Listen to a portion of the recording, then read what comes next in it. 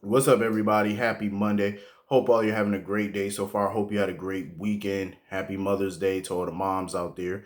Hope you enjoyed Mother's Day yesterday. Um, Getting into this episode of Days of Our Lives. Kate, of course, is running around doing her little shopping. Of course, when she bumps into Jake. And Kate thought the same thing Gabby thought, that Jake was playing some type of game and he was pretending to be Jake, but he was really Stefan. That's the first thing Kate thought, because Gabby thought the same thing. And she was just letting them know, like, if you're really Stefan, then you might not want to play, it's cruel to play this type of joke or game or whatever on Gabby, seeing as how Gabby really fell in love with Stefan. So, of course, she was giving him a rundown on Stefan and stuff and how he was and how she didn't trust him, just giving him, footnotes or whatever. Um, but she just ended up telling Jake, like, don't end up like Stefan, basically. Um, Jake is definitely up to something because when he was talking to Ben and Ciara, um, they were pretty much telling him that Ben didn't tell Eli everything that was going on, everything that happened. Um, Jake denied knowing anything about those goons that beat up Ben. He denied it. He said he don't know who they are, what they want. Complete deniability. Ciara wasn't buying it. Ciara definitely wasn't buying it. She knew he was full of it. I'm like, exactly, he is full of it. Come on now, you don't know nothing about this. They knew your name though. You know what I mean? Um, Jake, I don't know what he's up to, but I'm intrigued. I'm definitely intrigued to find out what the hell he got up his sleeve right about now. I want to know.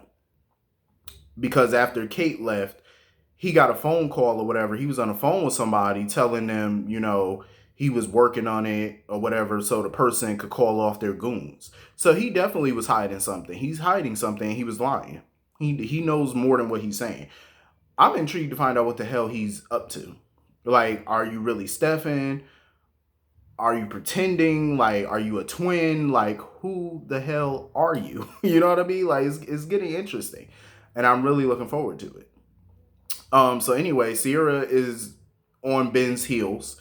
She basically want Ben to quit working for Jake, but of course Ben is not going to do it because it's hard out here to find a job. And it took him a long time to even get that job. You know what I mean? So he doesn't want to quit and they need the money. Um, he basically told her, like, I need this job and stuff like that. I have to work. Ciara basically admitted that she never officially quit Titan. So technically she is an employee still with Titan.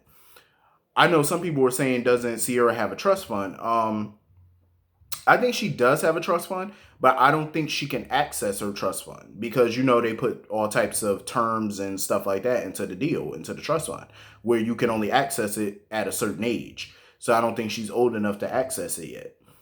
Um, so yeah, her and Ben definitely need the money, and even if she gets it, keeps her job at Titan, making a good salary, Ben is not the type of person he's gonna want to live off of her. He's not gonna want to live off her money and stuff like that. So he basically told her to get dressed. He got a surprise for her. He wanted to take her out. So they end up going to the park, sitting at the bench, and he got Chinese food and stuff like that. I thought it was romantic. See, I like stuff like this because it's so simple. They don't, obviously they're not rich. They don't have a lot of money. So the simple things, they do a lot of simple stuff that don't, that are very cost effective. That are really cost effective. I think it's good. Um, because you see a lot of rich people or people with some good money, they could easily go to a five-star restaurant and all that, typical.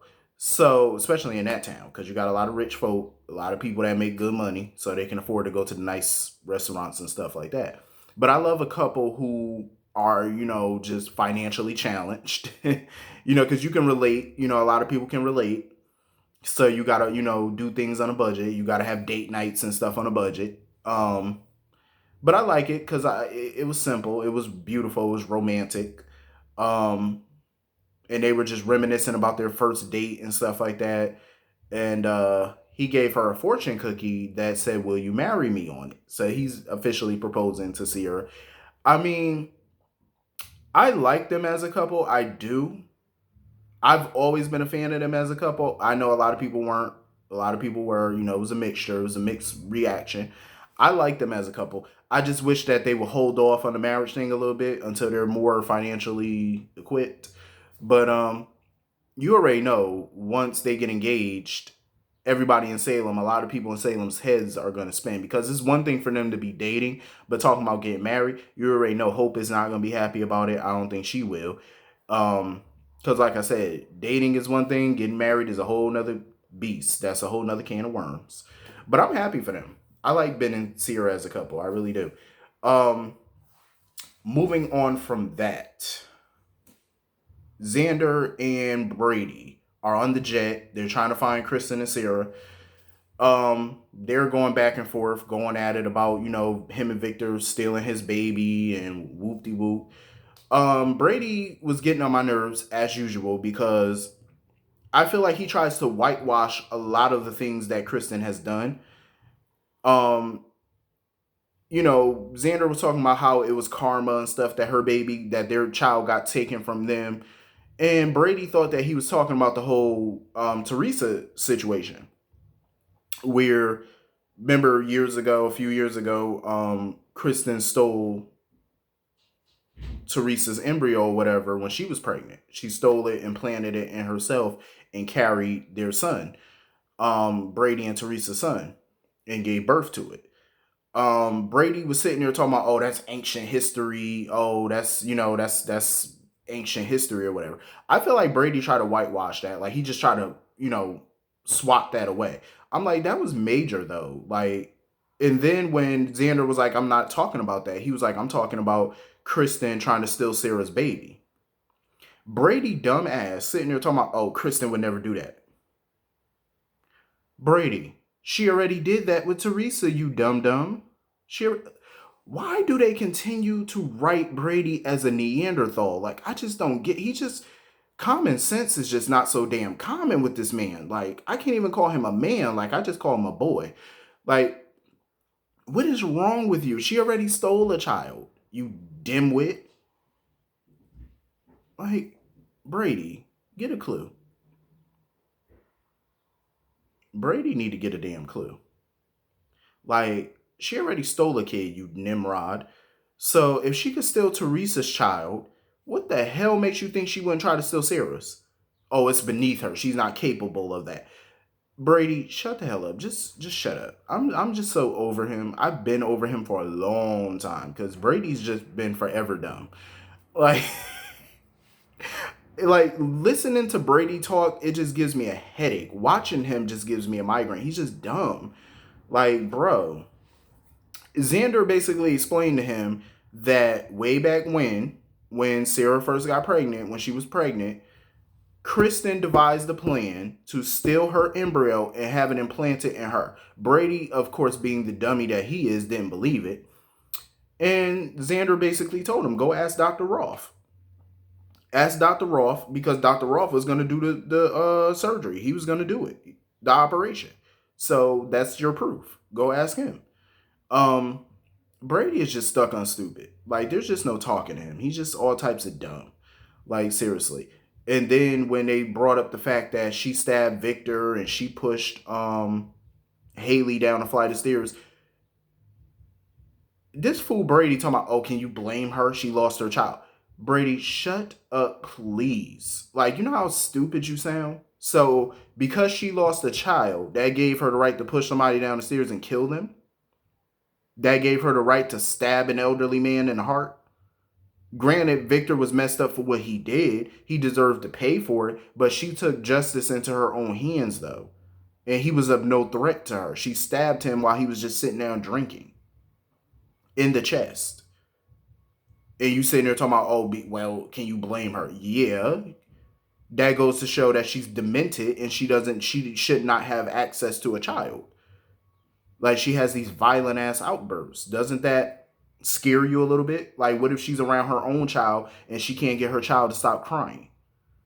You know what I'm saying? Like, is she going to flip out on the child? Like, think about it. Like, that's some real stuff to think about. Like, Kristen is not mentally fit to raise a child. She's not. Like, Brady's just dumb. All the way dumb. So of course Xander was giving him the rundown about Maggie or whatever, how Maggie found out that she was responsible for the accident and all that. Um, just let him know about that. And Brady basically told him that when they land, for Xander to stay out of his way. And Xander told him, yeah, I'm not doing that. Like, we gonna handle this how we handle it. You handle it your way, I'm gonna handle it my way. I'm not staying out of nobody's way. It's gonna get messy. It definitely will. It's gonna get messy between them. I think at some point they're gonna come to blows. Like they definitely will, because you could tell on the jet, like they really want to fight. That was just obvious. So anyway, moving on from that. So Will was visiting Maggie in prison or whatever. She was on her sob story or whatever, just upset about what happened. And Will just kept telling her, it's not your fault. Stop apologizing. Didn't give it an update about Victor and how he's doing. I mean, she has every right to be upset with Victor for what he did, because I still feel like it was stupid of Victor and Xander to do what they did. But then again, if they didn't, we wouldn't have drama. Um, she was just highly upset with Victor. And I am too, because in a way, he did what he did to protect his wife. And I get it. I totally get it. But you made a decision, a bad decision, because it's like you chose your wife over your grandson. And I get Victor did not want Brady to have a child or be connected to Kristen Demira for the rest of his life. I get that, but that's not Victor's choice to make. You know what I'm saying? Like, you really played God, and that was not your decision. Like, you had no right to do that. You should have just let things play out the way that they played out. Um, Victor was just messed up for what he did. I understand it, but he's still messed up for what he did. And at the end of the day, what I respect is that Victor stood in his, he stood in his truth. Like, he basically told Brady before, he was like, if I had a chance to do it again, I would. Like, he was foul for what he did, but I respect the honesty. Like, if you're going to do some stuff, then, stand in your truth. And that's what Victor did. Maggie, of course, is pissed about it. I feel like Maggie, judging from the promo that I seen for this week, I think we're gonna find out Maggie didn't really do it. I definitely feel like Maggie was a lot stronger than Victor gave her credit for, and he should have just let it play out. I mean, she's probably gonna feel like she's never gonna forgive herself, but I feel like Orpheus and them probably had something to do with this, though. I definitely think they did, because they did say that he had Evan do something, and Evan regretted it. But what if this is the thing that Evan regrets? I think they probably do play into this. Like, I wouldn't be surprised at this point. Because they're not going to have Maggie in jail this long. Like, they're definitely not going to keep her in prison. They're going to find a way to exonerate her. So, anyway, moving on from that. So, Kristen is in Paris. She goes to the apartment, Chad and Abigail's apartment. Find Rex all tied up. At first, she didn't want to untie him. She just wanted to know where the hell Ciara was with her baby.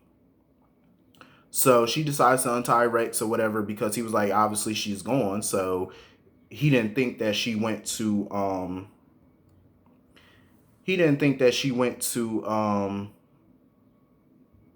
to the airport or whatever, because she would have to go somewhere anonymous, which is true, somewhere under the radar, which would be a train station. So he was like, if we split up or whatever, we could go find her. We could find her together. But he wanted to call the police. But of course, Kristen was like, hell no, you're not calling the cops. And he was like, why? She was like, because I'm on the run for attempted murder. He said, of course you are. Yeah, that was super hilarious. That was like super, super hilarious. Like, he was like, of course you're on the run. He's not even surprised. He was like, shit, you're Kristen Demira, of course. And then she told him about her stabbing Victor. He said, wow. He was like, yeah. Rex wasn't even halfway surprised by none of this, because it is Kristen. Just a mess. A hot mess. So Ciara, of course, is at the train station with the baby, talking to the baby, got her a little birthday cupcake or whatever, talking about she gonna throw her a real party when they get to their new home. And of course, when she looks up, there's Kristen. Um, Kristen even tried to threaten Rex. Like, she was like, "Oh, I wouldn't. Oh, you if you call the police, you'll regret it." See, that's what I'm talking about with Kristen. Every time somebody does something she doesn't like, she wants to get violent with them. This is why I feel like she's just not mentally stable enough to care for a child. Like, she's just not. Everything always goes back to violence with her. Um, and I think it's everybody's best interest that they get to her very quickly because we don't know what she's going to do with Ciara. You know what I'm saying? Like, we don't know if she's going to have a violent outburst with Ciara. We don't know. So it's in everybody's best interest to get to her ASAP. But anyway, I thoroughly enjoyed this episode. I thought this was a pretty good episode. Minus the whole Ciara Maggie stuff, I thought this was pretty good. I think the actors are doing a great job with it. I'm just not fond of the whole sobbing stuff. Like, we need to, move that along.